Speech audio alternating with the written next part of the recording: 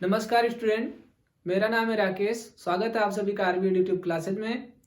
आज मैं class 10th के स्टूडेंट के लिए arithmetic progression chapter number 5 math से एक क्वेश्चन लेकर के आया हूं। ये क्वेश्चन एनसीईआरटी बुक से लिया गया है। क्वेश्चन नंबर 11 है, पेज नंबर 106 है। तो आइए स्टूडेंट इस क्वेश्चन को डिस्कस करते हैं।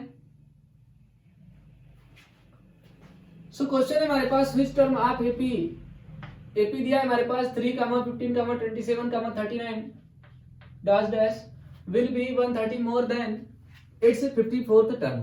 स्टूडेंट जहां भी मोर दिया होता है इसका मतलब वो ज्यादा है। ज्यादा का मतलब एडिशन साइन, ठीक है।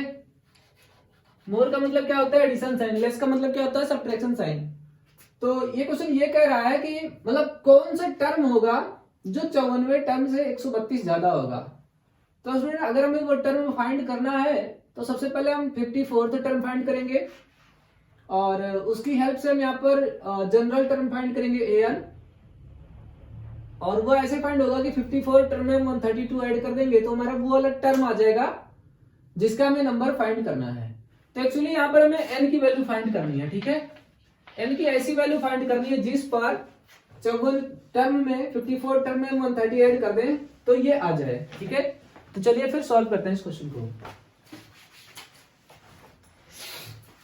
Solution given AP. एपी हमारे पास दिया हुआ है 3, 15, 27, 39 डैश डैश। ओके, सो यहां से हम कह सकते हैं कि हमारा जो फर्स्ट टर्म होगा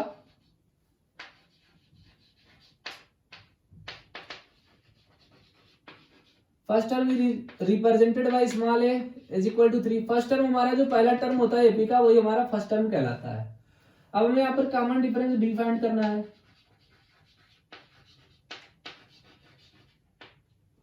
सो कॉमन डिफरेंस डी जो होता है वो ये होता है कि a2 माइनस a1, ठीक है। तो यहाँ पर 15 माइनस 3 कर लेंगे तो हमारे पास आ जाएगा 12, यानी कि डी की वैल्यू कितनी है यहाँ पर 12।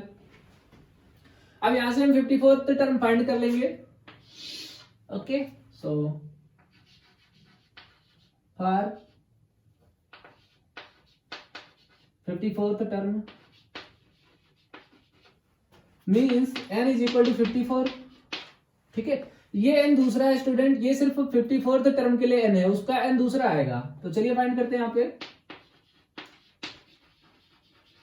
वी है जब हम एपी का फार्मूला होता है general formula an is equal to a plus n minus 1 into d. जब a के प्लेस पर हम 54 पुट करेंगे तो यहाँ पर आ जाएगा 54 और a plus 54 minus 1 into D. So finally हमें a की वैल्यू पता ही है तो हम यहाँ पे पुट कर देते हैं। a की वैल्यू हमारे पास 3 और 54 माइनस 1 बिकम 53। डी की वैल्यू में पता है 12। सो 12 से मल्टीप्लाई कर लेंगे तो यहाँ पे कितना आ जाएगा 12 3 36, 3 कैरी 12 5 60, 63 प्लस 3। ओके, और यहाँ पर हम ऐड कर लेंगे तो ये आ जाएगा 6 3 9। Okay, 6 plus 3 9 36। तो ये हमारा A54th टर्म है, ठीक है स्टूडेंट। इस प्रकार से हमने A54 टर्म को फाइंड कर लिया यहाँ पर। अब अगर हम बात करें कि जो हमारा जनरल टर्म an कितना होगा, so let the general term of given AP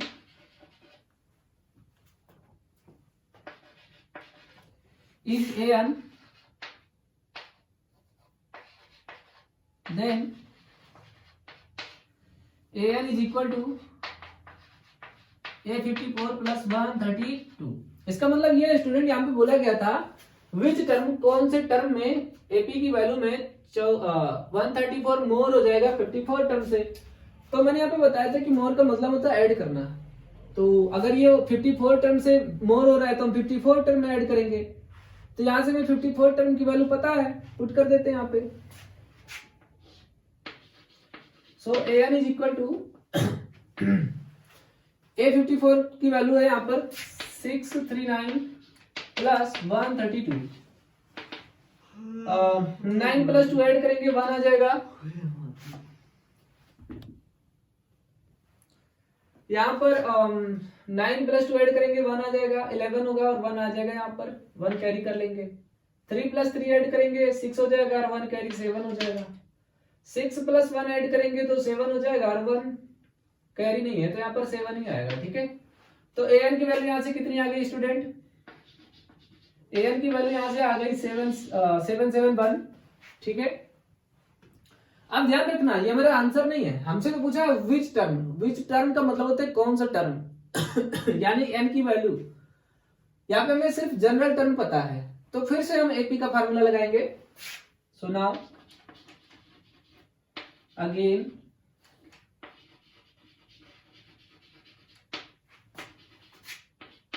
using AP. So AP is equal to होगा an is equal to a plus n minus 1 into d. यहां से हमें an की वैल्यू पता है 771। a की वैल्यू हमें पता है 3। n की वैल्यू अगर हमें फाइंड करनी है तो हम n की वैल्यू नहीं पुट करेंगे, d की वैल्यू है 12। d को मल्टीप्लाई कर लेते हैं। सो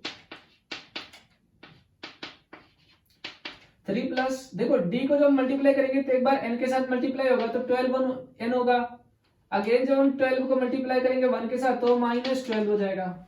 ओके, सो फाइनली देखिए यहाँ पर 3 प्लस में है और 12 माइनस में है, ये मिलके बनाएंगे कितना 12n माइनस 9 और फाइनली इस 9 को हम इधर भेजेंगे।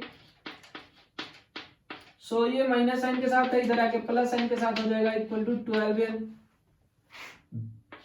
सो 12n इज इक्वल टू हो जाएगा 9 प्लस 1 0 एंड 7 प्लस 1 कैरी 8।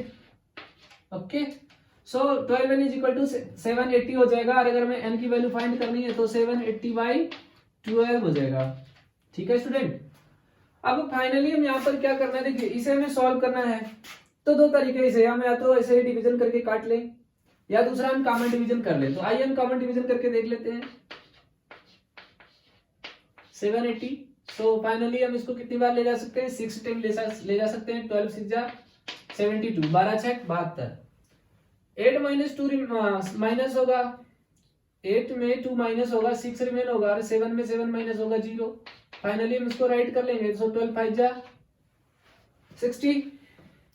सो इसका आंसर आएगा student 65।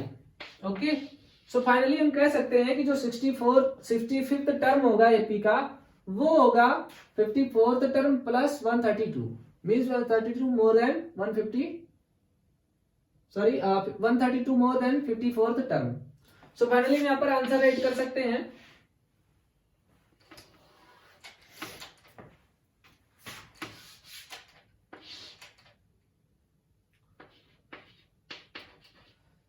Fifth term of an AP will be 132 more than 54th term of AP। Okay, तो स्टूडेंट एक बार इस क्वेश्चन को दोबारा देख लेते हैं। ठीक है, ये क्वेश्चन क्लास 10th के स्टूडेंट के NCERT मैथ से CBSE बोर्ड से लिया गया है। ये क्वेश्चन नंबर 11 है, पेज नंबर 106 है। एक्सरसाइज 5.2 से लिया गया है, अर्थमेटिक प्रोग्रेशन चैप्टर से। क्वेश्चन में बोला गया है कि व्हिच टर्म ऑफ एपी आपके पास दिया गया है 3, 15, 27, 39। कह रहा है कि 130 मोर होगा 54th टर्म से, यानी कि 54वें टर्म से 132 ज्यादा होगा, मतलब 54वें टर्म का जो आंसर आएगा उसमें हम 132 ऐड कर देंगे। ठीक है, तो हमारे पास एपी दिया गया है 3, 15, 27, डैश डैश। फर्स्ट टर्म यहाँ से हमारा जो पहला टर्म होता है उसी को हम फर्स्ट टर्म मानते हैं। सो ए की वैल्यू हो जाएगी 3, डी की वैल्यू में हम a2 माइनस a1 करते हैं। सो 15 माइनस 3 करेंगे, हमारे पास 12 आ जाएगा। यहाँ से हम 54th टर्म फाइंड कर लेंगे। So A54 is equal to A plus 54 minus 1 into d. 54 में से एक माइनस करेंगे 53 आ जाएगा, डी की वैल्यू 12 है यहाँ पे पुट कर देंगे, और ए की वैल्यू 3 है वो यहाँ पे पुट कर देंगे। 12 से जब हम इसको मल्टीप्लाई करेंगे तो हमारे पास 636 आ जाएगा, और 3 यहाँ पर प्लस कर देंगे तो 639 आ जाएगा। इस प्रकार से A54 टर्म की वैल्यू होगी 639। सो आगे हम मान लेंगे कि जो हमारा an है वो जनरल टर्म an है, तो an के लिए हम फार्मूला लगाएंगे। तो हमें यहाँ पर an के लिए सिर्फ इतना ही देखना है, क्वेश्चन में बोला 54 यानी कि 54th टर्म प्लस 132, तो हमें 54वां टर्म जो भी होगा उसमें 132 ऐड करना होगा। तो हमें तो पता है कि A54 टर्म 639 होगा, तो वो हम यहाँ पर रख लेंगे और इसमें हम 132 को ऐड कर देंगे। तो ऐड करने के बाद हमारा आएगा an जो होगा वो 771 आएगा। सो फाइनली हम दोबारा से an का फार्मूला अप्लाई करके यहाँ पर an is equal to a plus n minus 1 into d, यहाँ पर हम 771 जो एक n की वैल्यू आई वो यहाँ पे रख देंगे। a की वैल्यू हमें पता है 3 और d की वैल्यू 12 हमें पता है क्योंकि कॉमन डिफरेंस 12 आया है। n की वैल्यू हमें यहाँ पर नहीं रखेंगे क्योंकि हमें n की वैल्यू फाइंड करनी है। जब हम इसको अंदर मल्टीप्लाई करेंगे तो 12n माइनस 12 आ जाएगा, और इस प्रकार से हम जब 3 और प्लस 12 को सॉल्व करेंगे तो ये पॉजिटिव है यहाँ पर, ठीक है, और ये नेगेटिव है। साइन हमेशा नेगेटिव का लिया जाता है। 12 माइनस 3 करेंगे 9 आ जाएगा, और यहाँ पर हम 9 को इधर लाएंगे तो ऐड करेंगे, क्योंकि जो इधर नेगेटिव साइन के साथ होता है वो इधर पॉजिटिव साइन के साथ आता है, ठीक है। और इस प्रकार से 12n इज इक्वल टू आ जाएगा 780। 780 को हम 12 से डिवाइड करेंगे तो हमारा आंसर आ जाएगा 65th term. So 65th term of an AP will be 130 more than 54th term of an AP. ये हमारा फाइनली आंसर होगा स्टूडेंट्स, ठीक है। तो एक बार इस क्वेश्चन को ध्यान से देख लीजिए। तो स्टूडेंट उम्मीद करता हूं ये क्वेश्चन आप लोगों को समझ में आया है। अगर ये क्वेश्चन आप लोगों को समझ में आया तो वीडियो को लाइक करें, चैनल को सब्सक्राइब करें और अपने दोस्तों को भी शेयर करें, ठीक है स्टूडेंट। मिलते हैं अगले वीडियो में, तब तक के लिए थैंक यू क्लास।